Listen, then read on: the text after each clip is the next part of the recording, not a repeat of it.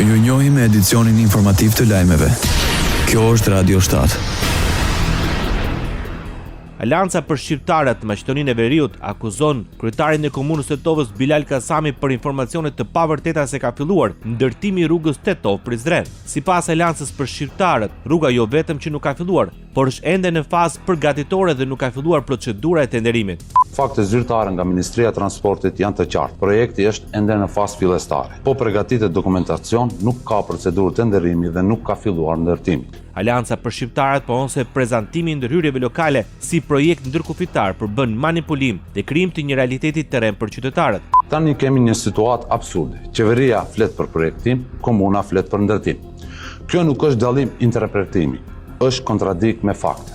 Dhe kur faktet janë kaq të qarta, përfundimi është i vetëm. Qytetarëve po ushitet propagandë si realitet.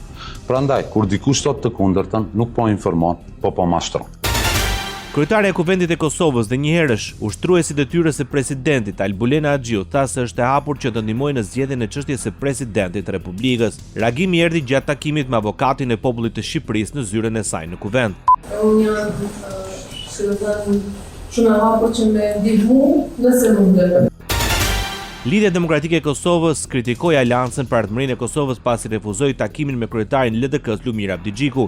Kreu i grupit të deputetëve të LDK-s, Joona Lushaku Sadriu, tha se kërkesa e Abdixhikut për takim dhe diskutim me Haradinajin ka qenë një akt i zakonshëm i komunikimit politik dhe institucional në funksion të dialogut dhe bashkëpunimit të nevojshëm në rrethanat aktuale.